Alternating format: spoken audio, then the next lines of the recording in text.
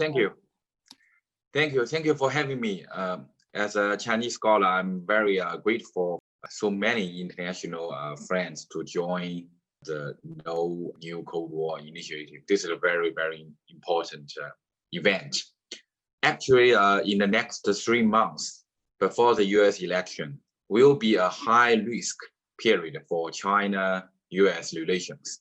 The Trump administration can do anything to win the election. So it is not ruled out that military conflict against China will be launched by the Trump administration. The Trump's China policy now is quite crazy and has no bottom line. The Trump now is likely to announce a diplomatic break with China. One of Trump's election strategies is to constantly provoke China. If China strikes back, no one in the US will pay attention to Trump's feeling in the fight against the pandemic. Trump can also pretend to be a strong political man who dare to fight against China to get more votes. Now, China maintains patience, so Trump keeps stimulating until China and the US break off diplomatic relations and even a war. So if so, it will be a disaster to China-US relations, as well as mankind and the world.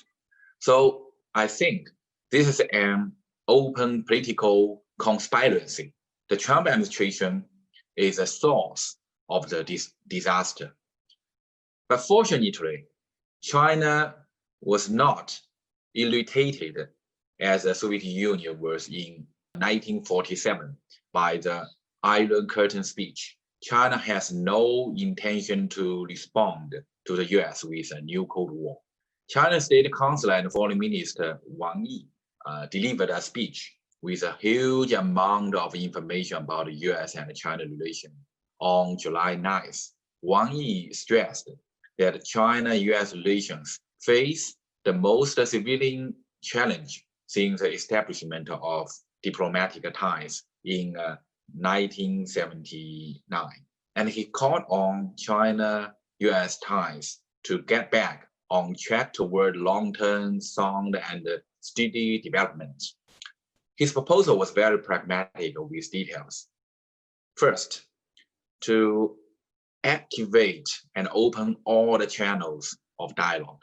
Second, to review and agree on the lists of interactions. Third, to focus and cooperate on the COVID-19 response.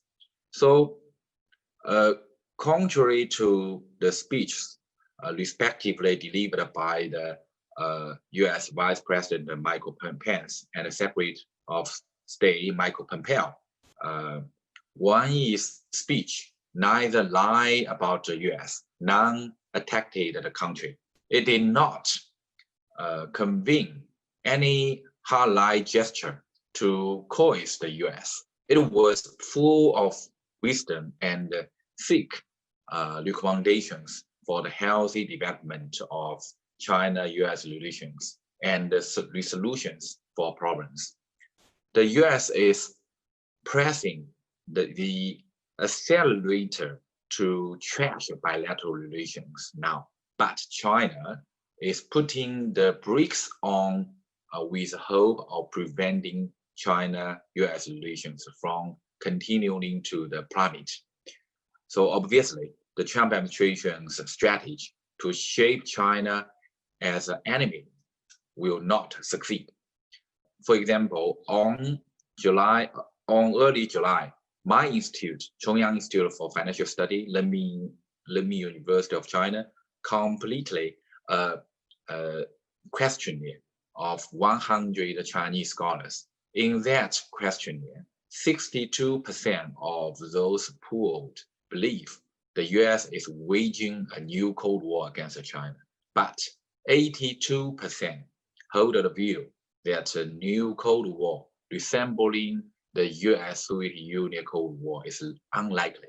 Besides, 90% believe China is well prepared to handle a new Cold War offensive launched by the US. So anyway, in my opinion, the coronavirus is still raging on. The peak of the pandemic has not yet to come. The pessimistic estimate is that as many as 70 million people may die if not united. Humanity, including US, will likely enter a dark age. So therefore, I agree. Some friends right now said American should know that China is not enemy. The virus is, and all the international friends should know we don't need a new Cold War. Thank you.